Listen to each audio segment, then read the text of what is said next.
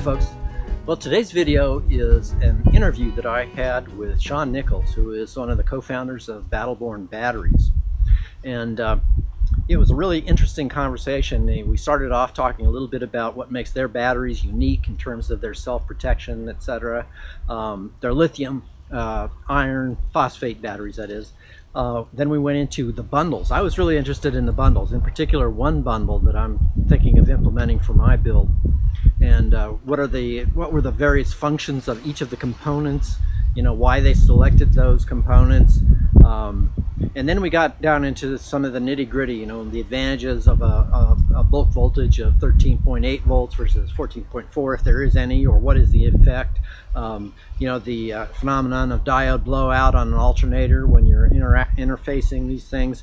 So there's a variety of things in there.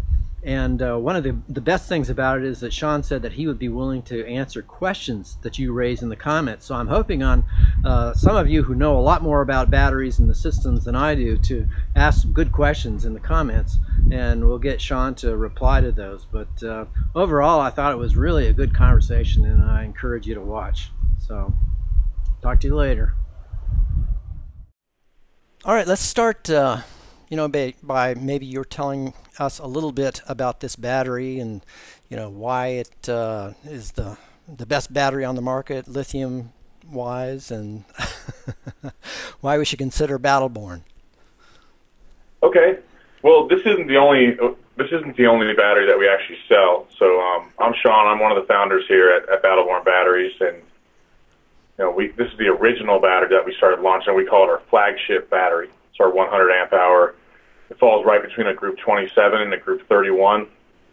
Yeah. It's very popular, as you know, in multiple applications, vans, RVs, boats, off-grid solar applications. It's one of 4 models that we sell here in the Battleborn line. We also have another 100 amp hour, but it's more like a GC2 6-volt form factor. Uh-huh.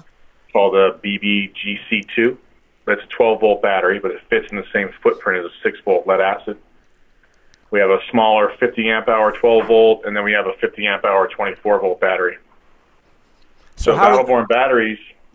Yeah, how are these batteries, these lithium batteries, different than other lithium batteries? Well, there's lots of differences in products that, you know, there's a big difference in a product that someone else is assembling for you and you're just reselling. You know, here at Battleborn, we assemble all these batteries. We have proprietary BMS that we design here in-house. We have it made, you know, out of the country, but the batteries themselves are, I don't know if you can hear in the background, our factory's running back there all day long. We build batteries here 7 days a week. We use lithium iron phosphate, which is very common in these same applications. It comes to a 12.8 nominal voltage. You've got multiple differences. First of all, we were the very first company to have cold weather temperature charging protection. So the battery won't take a charge below 25 degrees. That way you don't have to worry about destroying it. It also won't operate. It'll still discharge, though, but it will not take a charge. Most people that are in vans are putting them inside these days anyway, but you know, some people do still put them outside. They need to be aware of that. If it goes up below 25, the battery won't take a charge. It protects itself. Our BMS also protects from multiple other, you know, situations that could become harmful, short circuits, low voltage, high voltage, overcurrent protection. It's going to basically, what I always tell people is the battery management system that we've built, it protects the user and their investment in the battery. Okay, and to be clear, this is all within the battery, right? It's not in self-contained, yes. Yeah, okay. So each battery, every single battery we sell has a BMS built in. I see. Okay. This battery also has it's probably one of the most listed batteries in the market. It has, we use Intertech up in Plymouth, Michigan. It's got a UL 2054 listing on it. It also has UN 38.3, CE, CSA. It's got all the listings that you need to be able to use it or ship it to any country in the world, basically. Okay. The last thing that really sets us apart from everybody else is the customer experience that you get dealing with Battleborn batteries. And every single person that works here is really tuned into making sure that people get the help they need to understand the components that come along with the battery. You know, we provide world-class customer service. If there's ever an issue with the batteries, you know, we get on the phone, we help the customer out. We're not just, you know, selling batteries on Amazon. We're actually, you know, building a brand here that's based around customer experience. And along with that comes a 10-year warranty. It's an 8-year replacement warranty with 2 years of prorated, you know, low-cost replacement at the end of that.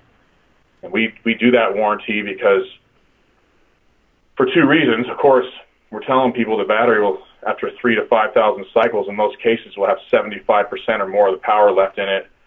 So offering a warranty for 10 years, that's only if you did it every day and cycled the batteries fully every single day, that would only be 3,650 cycles. So, you know, if the technology is what we say it is, it's no problem to offer a 10-year warranty. And I think I would question anyone who was selling a lithium battery not offering a warranty of that length. I think, you know, one reason I think that that's really good is because what that says is that you want these batteries to last a long time, just as, you know, I do. So right, and I foresee, you know, most customers taking the batteries to their next vehicle or selling the vehicle at a higher resale value because it has these batteries on board, and then buying another vehicle and putting in new batteries. They are going to be around a long time, and they really just, I mean, lead-acid batteries, people have been having that's a pain point. People have been having problems with lead-acid batteries for years. Yeah. There was just never a really good solution. And now this lithium iron phosphate's gotten to the point where you can actually, you know, it's affordable. And we're not the lowest price battery in the market, but for being a U.S.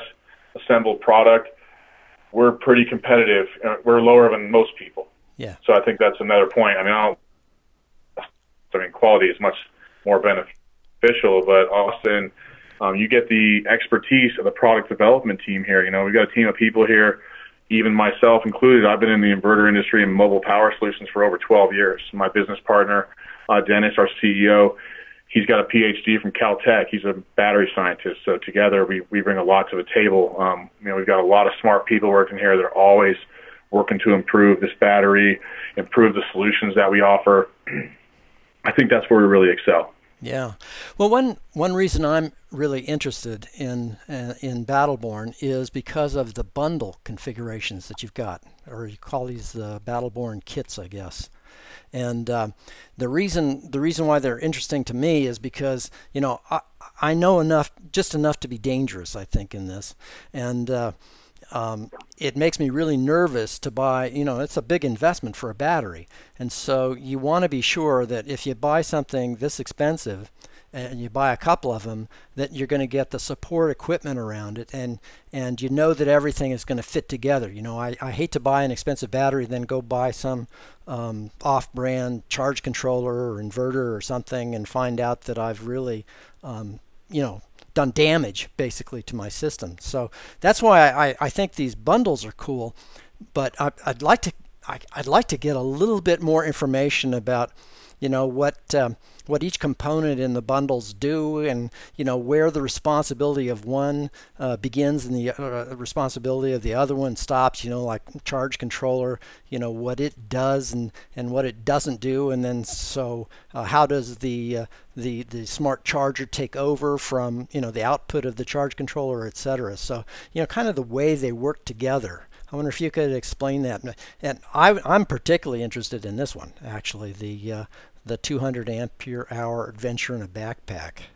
So okay, so in that 200 amp bundle, you have several components that are included. We can kind of run through the components, and then maybe we can talk about how they kind of connect together. Yeah. So you get two 100 amp hour batteries, and let me explain one thing before we start. We are working on being able to offer a more complex kit package, but for right now, that's why we call them a bundle, because it's not a complete kit. It's, you know, there's a lot more parts that actually need to go into a build like this, but this gives you the core major power components that you need to start a project like this. That's what it gives. This is your baseline power package. There's a few other things. I have a list of your questions here, so we'll run through some of those things, and I'll give you guys some options. But if you really want to dig deep into how to build a van, the couple, Nate and Steph, that this kit is named after, Adventure in a Backpack, they're van life people. They have a full ebook series where they did a full van build. And they literally tell you everything about building a van for free. So on their website, you can sign up and get this ebook. And the cool thing about the ebook is he can make changes over time. It's a living, breathing document. So if you access it on the internet, it's always updated to the most up-to-date information of what his system is. But I don't know if you were aware that that's what this kit's named after. Is you know, some people that are on YouTube, they changed their name now. It's called Explorist.life, but they're also called Adventure in a Backpack. They have a full ebook. There are some people that have joined on with us. They really like our batteries, and you know, so we built these kits because they've been out there promoting the product for us, and that's why this kit is named after them. Oh, okay. They're part of our Battleborn family, but they're just customers of ours who really like the product. They actually have 6 lithium batteries in their van. Mm-hmm. In their van? So that's what I just wanted to get to the point of, like, this thing's named after them. So these are the major power components, but they have so much more information. I mean, everything from cabinets to, you know, how to build the bed, what your water solutions are, all that stuff in an ebook that's for free. Some guys charge. There's another couple that they're called 40 Hours of Freedom. We have some kits from them too, or bundles, I should say.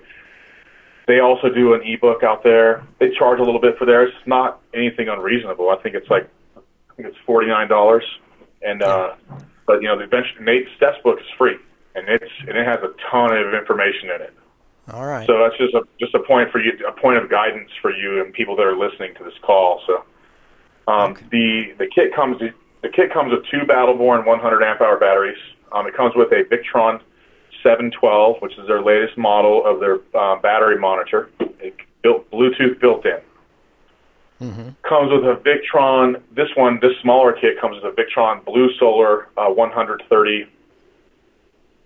We also offer the Smart Solar. I believe that this kit now comes with the Smart Solar. I don't think we carry the Blue Solar anymore, so we'll have to update that. But the difference is the Smart Solar has Bluetooth built in also. Mm-hmm. Victron Multi Plus 2,000 watt inverter charger, which is a great inverter. We can go into more detail about how that thing works and what makes it special from a lot of other inverter chargers in the market in just a minute. The last part on this list is a battery isolation manager from Precision Circuits.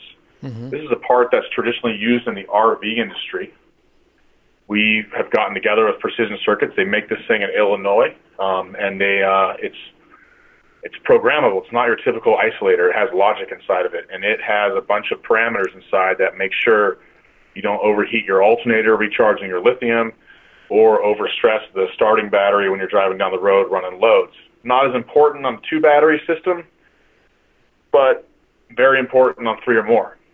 The reason we include it in this kit is we feel like most people that buy this bundle probably are building their battery bank over time and might buy 2 more batteries later. We want their system to be prepared for that when they buy this kit. Okay. This is the item that addresses the issue of bad behavior on the part of your alternator in perhaps in charging your batteries, or vice versa, maybe back charging? No, actually, when you have a starting, there is some things that can happen with an alternator and a lithium bank if there's no battery in between. But you're in a van, you're running this bank in parallel with your starting battery. In most cases, you're not coming straight off the alternator. So the isolator sits between the starting battery and the auxiliary batteries, and simply when you start the vehicle, it closes the relay in that isolator and allows power to flow back to the auxiliary bank to recharge it when you're underway. When you park the van and turn it off, it opens that relay, which stops the power from coming through, and then it allows your auxiliary bank to be isolated from the starting battery so that you never lose your recharging source. Okay. Now, there are some issues with lithium. Let me explain to you what the main issue is. The other issue of bad behavior of the alternator, that type of thing, that's a very uncommon thing in most van builds to date. Now, so the issue is that if you have 3 or more batteries and you're on a long drive, the lithium batteries have very little resistance, and they will take a charge from your alternator at a much more rapid pace than traditional lead acid batteries. Lead acid batteries have all kind of resistance in them, so they're like dealing with an unruly child. They're not going to do what you ask them to do, right? A lithium battery just takes power in and charges. Mm-hmm. A lead acid battery traditionally takes a really long time to charge. It's just always hard to deal with. You know what I mean? Mm-hmm. So that's one issue, but because of that, you have a risk of overheating your alternator, and you need to keep that in mind, because normally you can't do that with lead acid. You'd never be able to overheat the alternator. I mean, you could if you had a really big bank, but in most banks you can't do it. So this part, which is already being used even on lead acid banks in the RV industry now, we use for lithium, it duty cycles your alternator 15 minutes on, 20 minutes off for charging.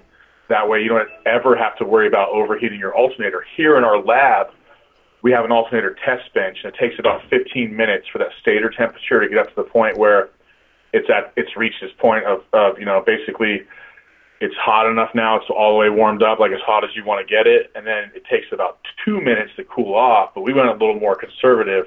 We give it 20 minutes to cool off because we don't want to shorten the lifespan of your alternator. Okay, now your alternator is overheating because the lithium batteries are taking charge so easily that the alternator is providing a lot of current to it? Right, well, it's just not that it's a lot of current. That's not really the thing. It's just the amount of time that the batteries can actually accept the current. So if you have 6 batteries, you have 600 amp hours, and you're charging, like let's say you're throwing back 50. Let's just say, for example, you're giving 50 amps back to the battery bank. If you're on a 6-hour drive, the lithium could be charging for 6 hours straight. Okay. That's where you look at overheating it. So we take it, we have an alternator test bench here, and all the testing that we've done, which was with a pretty small alternator, was like 165 amps. We've done this testing, and we found that the 15 minutes on, 20 minutes off is the best cycle. We were thinking about making it more aggressive in that algorithm later on, which is the great thing about this part. It's actually programmable. But for right now, we don't want to shorten the lifespan of anyone's alternator. So basically, you charge half the time you drive. You still get way more power out of the alternator than you ever would having a lead acid bank because it flows in so easily. Yeah. Can you ever have the situation where, let's suppose your lithium bank is charged up to maximum because of PV or whatever, and you start your car up and you're trying to backfeed the alternator? Well, that's a different situation. Yeah. That is a lithium battery does have a brain in it, so it will, when it's full, it'll stop taking a charge. Okay. In most of the situations, like the system that you're building, you have a lead acid battery in between the alternator and the lithium batteries. If the power comes out of a device, this is how power works. Like if it comes out of the alternator and goes to the batteries, to the lithium batteries, and the lithium batteries say, "Hey, you can't come in here right now. We're full." It'll send that power back to the alternator, which presents itself as a spike and can blow the diodes in the alternator. Now, let me tell you a couple things about this testing. First of all, the first thing is if there's a lead acid battery in between, the spike is dissipated. The lead acid battery acts like a capacitor. It never reaches the alternator because the lead acid battery has so much resistance in it. But there's a device, if you're going to hang a second alternator, which you would never do in a system like this because it's so small. Yeah. If you're going to hang a second alternator, which a lot of guys are doing now, a lot of guys and gals that are building vans are hanging second alternators. They want a really big battery bank in there. There's another device that we sell. It's called an alternator protection device. It's from Sterling, and it will catch that spike. So you can hook up directly to the alternator. Now we have a part for that. You don't need a second lead acid battery there. I want to let you know, the guys that developed that part have never seen that spike any time in any of their testing. Neither have we, but theoretically it could happen. Is this a so-called B2B? No, that's not a battery-to-battery charger. This is an alternator protection device. Okay, all right. You could use a B2B, but if you have a second alternator, there's no need to worry about overheating. It's not running any other crucial loads in the vehicle. See, the problem with the primary alternator is if you're driving at night, especially your battery bank's empty, you got your headlights on, you maybe got your dashboard stereos running, kids are watching a movie like while you're driving. There's a lot of stuff that's DC powered in the vehicle that's taking power, and on top of that, charging the bank. If you have a second alternator, all you're doing is charging that battery bank. There's no risk of overheating it because it'll charge up really quickly. Mm-hmm. Does that make sense? Yep. Yep. And you could put a battery-to-battery charger in between that. We also sell those from Sterling. They are pretty popular. You know, for a smaller kit like this, the BIM is a much more simple part to use. I call it the BIM. It's called the Battery Isolation Manager. It's that little green part down there. Right. Takes up a lot less space, doesn't create heat. It's waterproof. This part is much more, you know, it's much more viable to use in a smaller system. The battery charger needs to be somewhere where it can get ventilation. It's got to be protected from the elements, and it can be a little noisy. I mean, the way that it works, it's like an inverter. I mean, it's going to, you know, it's transferring a lot of heat. Okay. All right. So what kind of functionality does the inverter have to have, or does it have, the inverter charger, to be the next, you know, the next point in the process here? Okay. Well, we sell inverters from Victron and Magnum right now. Most of the van people are using the Victron stuff. They're doing upfits, and the Magnum is real popular in RVs. You know, it's 85 to 90% of motorized RVs come off the line with a Magnum, you know, 2,000 watt inverter on board. But the Victron stuff, we really like them. They partner with us pretty strongly. It's a great brand. It was developed for the marine industry, so it's super reliable. I mean, the amount of battery anxiety or power anxiety that you get in a van is much smaller than you get when you're in the middle of the ocean. Yeah. You can't really call it tow truck, you know what I mean? Right. Yeah. So, you know, the Victron power stuff is great. It's, you know, it works good. It has a lot of functionality. Matter of fact, they just introduced a Bluetooth dongle for their inverter, which means you can monitor it. You can't really program the firmware in it still. You still need a computer to do that, but you can monitor it on the same app that you look at your solar charge controller and your battery monitor system and the inverter now on the same app. So that just came out last week. Anyway, the 2,000 watt inverter is a great inverter. It's also a hybrid inverter. Are you familiar with what that means? I think so. Why don't you remind me? So basically, a hybrid inverter, if you were to like plug this inverter into your garage at home, let's say into a regular 3-prong plug in your house, we agree you're going to get about 15 amps out of that plug, right? That's just like standard household outlet. Right. Right. So this inverter is a 2,000 watt inverter, and what you do to find out how many amps it can handle, you can just take 2,000 and divide it by 120, which is 16.6. So a regular household outlet per UL standards isn't going to handle 2,000 watts. I mean, it might, you know, just because it could be oversized and wiring and things like that. But theoretically, this problem becomes much worse when you're at a 3,000 watt level, when you have 25 amps. But the 2,000 has 16.6 amps. Let's say you plug into your house. Let's say it's a standard 12.5 volt, 12.5 amp outlet, right? Yep. 12.5 amps is 1,500 watts. That's a standard UL rating for an outlet. You tell the inverter, I'm getting 12.5 amps. And then if you need more in the van at that time, it'll automatically make up the difference of power that you needed from the battery bank. That's why it's called a hybrid inverter. Right, right. So if you have, let's say if you have a bigger system, a 3,000 watt inverter, and you need to run 3,000 watts, but you're only plugged into a 15 amp outlet, it'll make the difference up from the battery bank. I see. Automatically. Okay. It's seamless. You'll never notice that it even happened. Yeah, this is like what the Mortons were doing to augment their air conditioning load with their portable generator. Correct. Yep. And that's another aspect. Yeah, you can do a lot of stuff with a smaller generator now if you have a pretty good-sized battery bank. Yep. And I know Tom and Kay, too. They're great people. They're really nice people. I'm happy they're big fans of our batteries, too. Yeah. So in the charging mode for this, can you set the bulk voltage and the floating voltage and all that kind of stuff and the current at which you want it to cut off, etc.?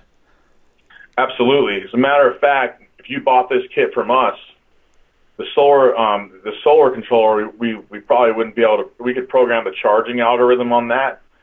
For you. We also would program the inverter, so it's all set up for you to use off of 2 batteries. Yeah. and charge them. But yeah, there's a firmware program. There's another part you can buy, but normally we program these for people here in-house. It's another service that we offer. We don't charge anything extra. We have the firmware here very easily set up. But if anyone at home can buy the MK3 to USB adapter and use a PC, any kind of Windows-based PC, and program this inverter too.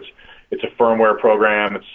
And you pop in there, you can see all the settings, and you can basically change the bulk and the absorption time, all that stuff.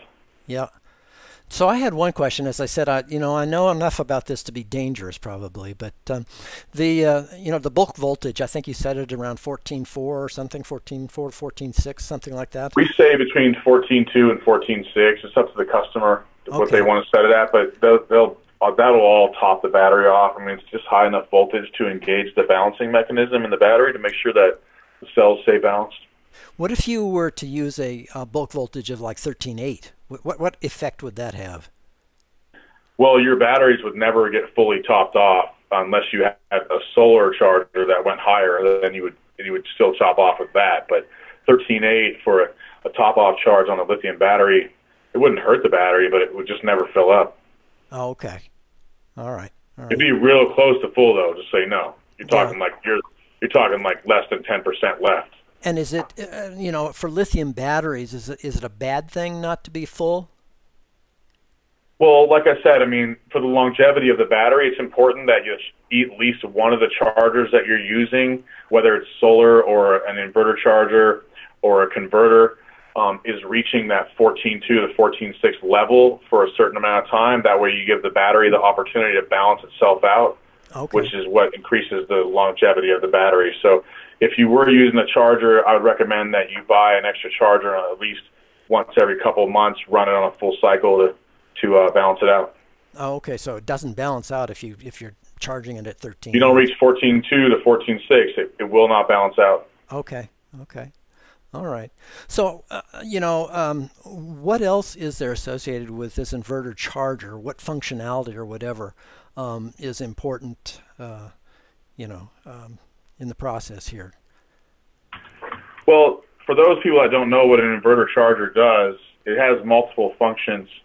The first function of it is it's an inverter first, right? So it takes DC power and turns it into AC power. I'm going to start out real basic, and then we'll kind of step it up from there. So you're converting or inverting DC power to AC power.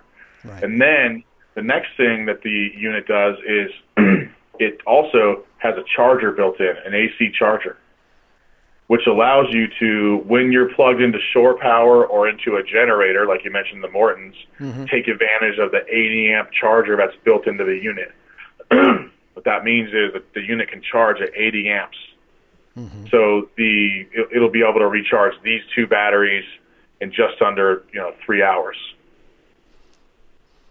Are we assuming these batteries are in parallel, just by the by? Correct. I mean, you're talking about a 12-volt system here, right? Right. I think so. Yeah, I mean, you mentioned that in your email. Yeah.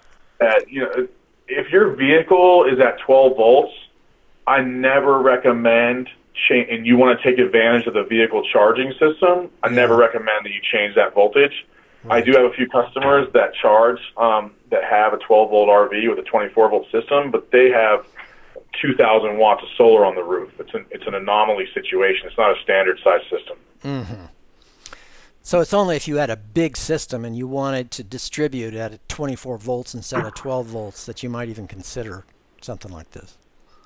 If you had a really big system, you might consider it, but for most vans, I don't see anyone being able to put that much solar on the roof. Yeah. Where it would make an efficiency difference. I mean, Nate and Steph have a ton of solar on the roof on Adventure in a Backpack or Explorers.life. They have, I think, 700 or 800 watts of solar on the roof. Don't quote me on that because I can't really remember exactly, but it's a ton of solar up there. Yeah. And they get a lot of charge off of it. They're using the way they got their panels hooked up. They explain all that in their book, but they have experimented with multiple ways of hooking up the panels and found that it's more efficient the way they have them hooked up now. And they also have a really big charge controller from us. So something to, if you're thinking about doing solar, make sure you read that section of their book because they'll really kind of highlight that for you. We don't sell panels here, but like I said, they provide so much information. It's really cool. Okay. All right. Was that it for the inverter charger? Are we ready to move on to the Sure, charge controller? I think we covered it. I mean, you know, the most thing to remember about an inverter charger, some people get confused about this, is that you can't charge off the charger on that thing unless you're adding AC into the system. It won't just, you can't just hook it up to a battery and then it'll just start charging. You have to give it AC to make it charge. Right, right. So either shore power or a generator, it will charge. It's totally fine to be used with lithium. You know, the inverter itself works great. It's pretty efficient. You know, the guys at Victron are great for us to work with. They've been great for us, and you know, like I said, we partner on a lot of projects with them. So it's a good unit. Okay. Well, let's go on to the charge controller then. What is good or special about this one? Well, you know, the Victron 130 is it's really just like their kind of like basic level, in my opinion. They do have one smaller, but the basic level MPPT charge controller, and you know, it works great. It's a nice looking unit. It handles, you know, a decent amount of power for this application. When you're looking at the ability on that unit to handle, let me see here, I'm pulling up the sheet, but you can handle 440 watts of solar at 12 volts. Mm-hmm. I think that's a sufficient amount of power, you know, for a van, for the roof of a van, or for some, you know, deployable panels. Another cool thing is, like I mentioned, we're only offering pretty much the smart solar now. So it has a Bluetooth built in. It used to be a dongle you had to add to the back. So this charge controller in particular is very easy to program on the Victron app. And I invite anyone out there that wants to download that app. If you download the app on your phone right now, you can actually look at the demo mode for these devices, and just it shows you like a fake preview of what you get, what information you get. So let me pull it up on my phone right now, and I'll tell you some of the things here. Let's see. Would we get that off the Victron site, or? Oh, you can just get it at the App Store or the Android store. It's called Victron Connect. Okay. And so when you go to the Start menu, it has Demo Library, and you can pull up a solar charge controller. You can pull up this Blue Solar 130. It'll show you on the first screen how many watts you're bringing in, what the voltage is, how much current's coming in. It'll tell you the voltage of your batteries. It also gives you history. So it'll show you over a certain time span. Right here on this one, on the sample, they have a 30-day history on how much solar you've collected. Uh-huh. Yeah. Which is pretty cool, because you can keep an eye on it, you know, and find out if you have a bum panel or something like that. You've been out in good sun, but you weren't getting, all of a sudden one day to the next, you just started losing power. You might have a troubleshooting issue, but it gives you like a bar graph to show you that. Yep. So that's pretty neat. And also you can, like I said, you just pop in there. If you're next to the van, you don't have to be inside even. You can just look on your phone, you know, or a tablet, or if you want to get there's color control from Victron too. It depends if you want to get more complex, but you know, it's a nice system. It's a nice system. And it will handle a variety of photovoltaic voltages? Sure. I mean, you can put up to 100 volts into this charge controller. The 100 stands for the voltage of your string limits, and the 30 amps stands for the current limit. All right. And we have a pretty good guide on this on our blog, I believe. It might not be posted. Is it posted, Diane? The Smart Solar 130 guide? Yeah, we have a pretty good guide on how to program it and things like that on our blog. Okay. Good. I had just another couple questions, I guess, about the batteries themselves, and maybe lithium in general. You know, the idea of the float voltage. Do lithium batteries really need a float voltage? I mean, can you just discharge it to a certain point and then turn it off? Or, I mean, does it? What is the function? I'll tell you what. I mean, some lithium batteries do require a float voltage. Lithium iron phosphate, not so much, but so many of the devices out there already are built with a float voltage inside, so we just recommend that you float somewhere between around 13.6, so you can go like 13.4 to 13.8. It's no problem. It is good for your devices, and it's good for the batteries. I mean, there are some chargers out there that hold everything at 14.6 all the time. They work fine, but like I said, the majority of the devices out there are going to go to float. Yeah. And if it's as long as it's below 13.6 or 13.8, it's below the natural floating voltage of the battery, it's fine. Okay. All right. But there are some other lithium battery chemistries that if you held them at a high voltage for a really long time would shorten the lifespan of the battery significantly. Lithium iron phosphate is not really affected in that way. And so it's okay if you want to use one of those chargers. I mean, another cool thing is that most people that are buying lithium batteries want to stay unplugged as much as possible. That's why they're buying the batteries. So they're not buying lithium batteries and then going to an RV park and staying there for 3 years straight. It's not what they're doing. So. Right, right. And one thing I emailed you about is I was wondering, does Battleborn or maybe these ebooks that you're talking about would be a better source for information about, just, connecting these together, cable sizes and... well, yeah. Well, we make recommendations on cable sizes for the DC stuff. I see here you got some questions about distributing to AC power and DC power.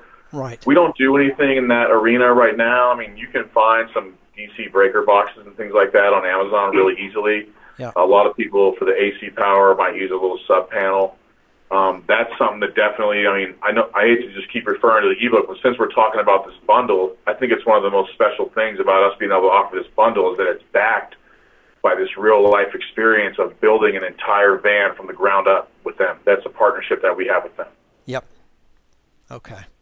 All right. And remember that they're not called Adventure in a Backpack anymore. They're called Explorist.life. But if you search Adventure in a Backpack, they still come up.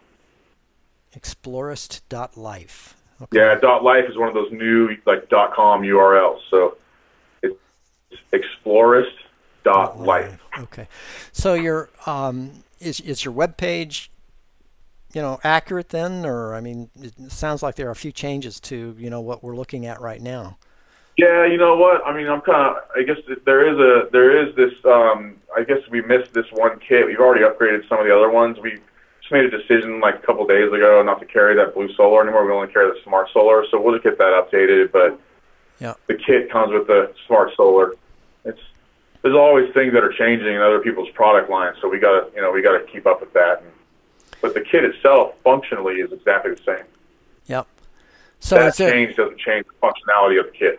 Is there a major difference between these Adventure in a Backpack series and the Always on Liberty series? Well, let's take a look. We can go over that real quick. Also, it looks like you had some other questions about DC power. I mean, all those things would run through a DC load breaker, like the continuous DC loads, your video monitor. That's probably all DC powered stuff. So once you have that DC breaker box, you're going to be able to you'll be able to connect all those things up there. That's a pretty simple thing to do, but again, and I want to be clear about why I defer to them is the fact that we're a battery manufacturer and we offer some parts along with this, but our expertise is actually in building batteries. We understand the components that come along with it, so it's something that we're able to offer an extra value to our customers on. Yes, well, that's different. Yeah, that's what I like, though. That's what I like. I mean, your batteries. And we don't know your batteries, and what works well with the batteries. So that's that's huge. That's great. Yeah, trust me though, I got to tell you the truth. Dennis and I have talked on numerous occasions about getting a shop so we could do some installs because people ask us regularly, "Hey, can you guys do this install?" We have a RV dealer here in Reno that will do installs for us, and we've got another guy in Arizona working on some other people in Texas to get. But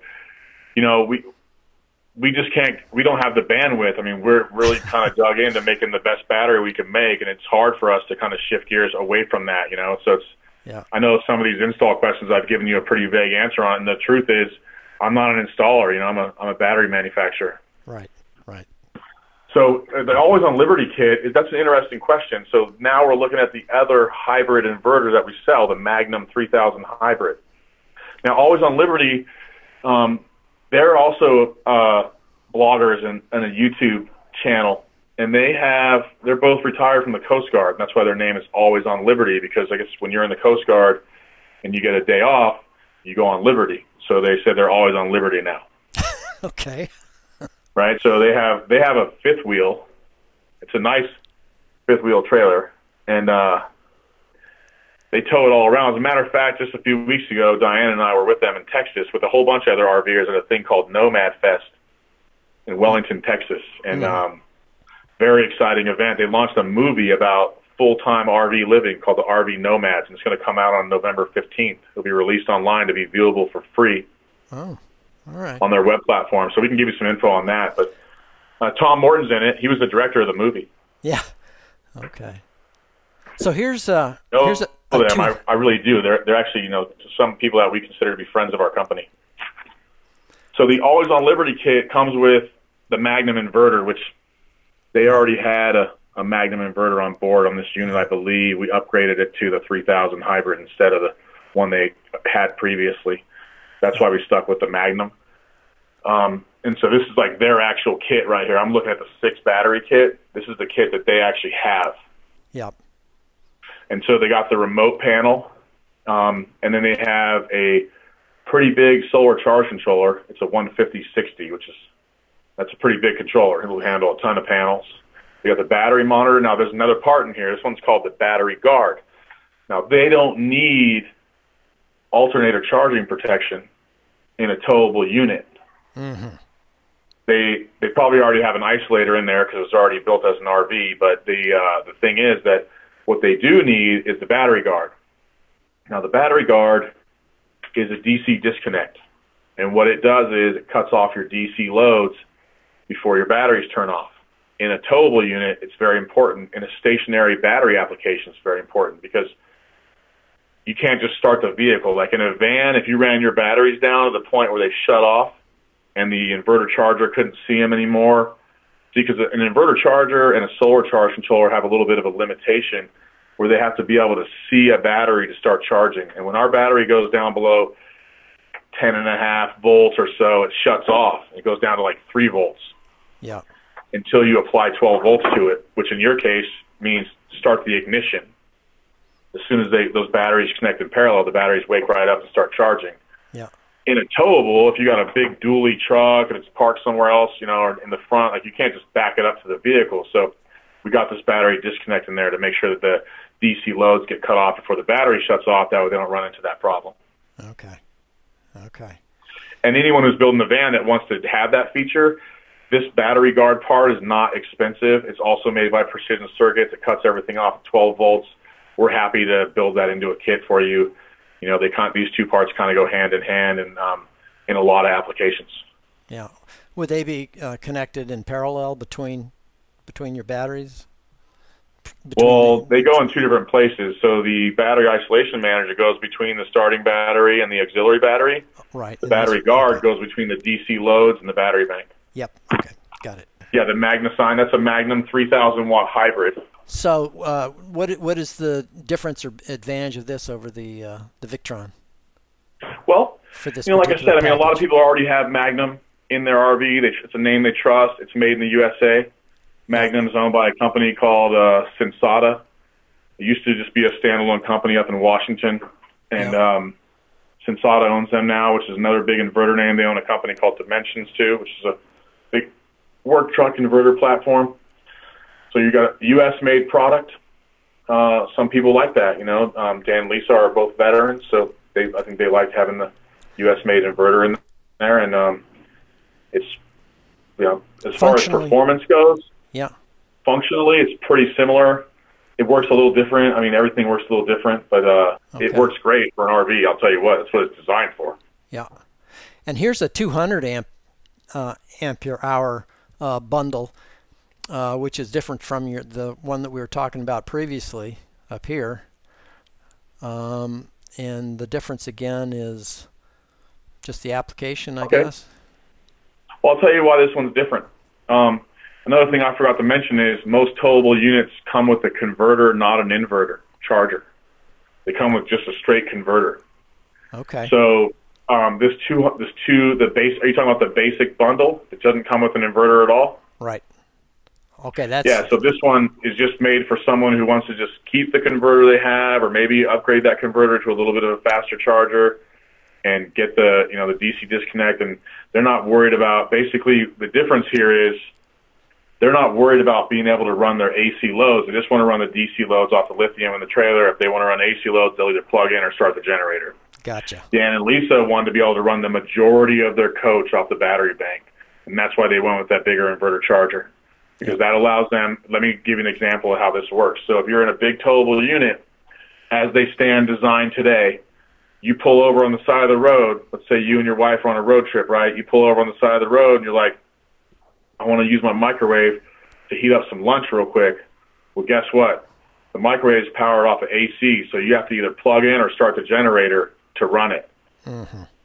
And so if Dan and Lisa's system, they can run anything they want. I mean, they can even run the air conditioner. They had to put a soft start on that, and it does eat up a lot of battery power. So most customers don't end up doing that, but any other appliance in the RV can be ran off of that inverter without having to turn on the generator. Of course, they still have a generator because they boondock for a long time, and they might want to recharge, or if it's a cloudy day and things like that. But this system right here, the basic bundles for someone who's a fan of theirs and understands what they're doing, wants to get some lithium on the coach, but doesn't really want to change the way the coach is electrified. So this is a DC. It's going to power the DC systems only. Okay, so it's sounding like if you've got a van, you're mostly interested in this Adventure in a Backpack series. Right, or the 40 Hours of Freedom. That's a van kit also. Okay. Let's see, is that in the second? And I want people to keep in mind that, the thing is, check this out. If they call up here, we got experts that will answer the phone here and build them a kit. There are some advantages to buying the kits that we have up there now. There's obviously a little bit of a cost savings, not on the batteries, but some of the components. Yep. As much as we can offer without, violating anyone's MAP pricing, but we do the best we can. We can also build you a kit. If you say, hey, you know what, I want this 3 batteries, I want the battery-to-battery charger, fine. Guess what? We're happy to walk through the paces. For us, what's more important is making sure that your van that you might be even living in, it could be your house, is set up the way you want it so you can just relax in there and enjoy yourself. And we'll take the time with any customer. As a matter of fact, we're going to this van build party next week on BLM land down in Arizona, and we're going to talk to a couple hundred people that are just building vans, about batteries and help them design some systems. Okay. Because we like to get in front of the customer and talk. It's not a big deal for us. And like I said, we're pushing the educational curve here. So if someone sees a kit, I like that price point, but I want this or that, give us a call. We'll see what we can do for you. Okay. So, for example, how much information would you like to have somebody bring to the table? If they come to you and they say, okay, this is what I think my system looks like, and I've tried to incorporate maybe one of your bundles. Can you tell me if this makes sense or what I've missed or something like that? Yeah, I mean, the basic questions that I would ask the customer would be, what size is your alternator? Yep. What size inverter do you want to run? Yep. Is the voltage of the battery bank going to be 12 volts? How many solar panels are you going to put on the roof? How many watts of solar do you have? Yep. Are you interested in charging off your alternator, which in most vans, yes, I am. If you're interested in hanging a second alternator, of course, that's a more elaborate conversation, which we're clearly qualified to have. We can even help them find out where to buy that second alternator and hanger kit, too. We work with a company called Nations Alternator, and they supply those for people all the time. So those are some of the basic questions. I mean, I also recommend, a lot of customers will say, oh, the solar charge controller has has some of the voltage and stuff like that. I still think the battery monitor is pretty cool and kind of crucial to a system like this because it does give you a little bit different information about the batteries, discharge-wise and things like that. So I recommend both of those. Some people, and another thing is that if you want to go with a higher-end monitor or a lower-end digital control panel, we're going to have that Bluetooth dongle out for the inverter soon too. There's lots of things, but those are the main questions. What size is your alternator? What's the voltage of your battery bank? What's the size of your inverter? And what do you want to run off of that inverter? Right. That's what's really going to determine how many batteries you need. Also, once I know the size of the inverter and I know the size of the battery bank, I can recommend a cable size too. And we do sell cable. We sell 4-gauge and 1-aught. So we do sell some cables too. If customers want to talk about cables, like I said, I'm trying to work on getting more of a plug-and-play kit, but right now the questions that we would ask were what's the run between, the alternator and the auxiliary battery bank? How long is that run? We're going to need to put a cut in that wire to put the isolator in. The isolator needs to connect to an ignition source. Then how far away from the inverter is the battery bank. We recommend you put a catastrophe fuse on both sides of that lithium bank, between the inverter and between the isolator. That way, in case you ever have a ground fault situation, you have a catastrophe fuse in there. The BMS should shut off under most circumstances, but in a mobile application, if you have a vehicle rollover or something like that, it's important to have that fuse to break the circuit. There's a lot of just simple questions that kind of come around. And then as far as the AC wiring, that's something that we really don't get into right now, but it doesn't mean that we don't know anything about it. We have lots of schematics. As a matter of fact, I'm building a new website right now, which is going to have some schematics for these people that people know, like Adventure in a Backpack or Always on Liberty or 40 Hours of Freedom. We'll have a schematic of their system on the site with some FAQs about that system. So we're kind of in the process of building a new website right now, because over the years, people's knowledge has grown so much, and so has ours, that we really want to just put out as much of this information out there for free as we can, just to kind of help people get into this lifestyle so much easier. Okay, great.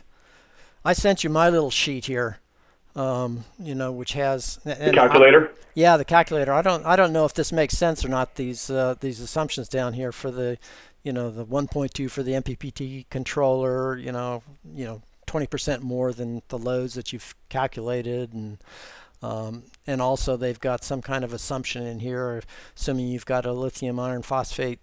How this if this battery size calculator makes sense or not. But it sounds like, this is what I use to try to estimate my system, and I hope it's okay. Right. The good thing about a calculator like this, it would give you like a baseline. Right. Yeah. But everyone's actual usage is really hard to gauge on a calculator like this. Yeah. And it also depends on how many people are in the vehicle, how often they're opening the fridge. There's a lot of things, right? Just like at your house.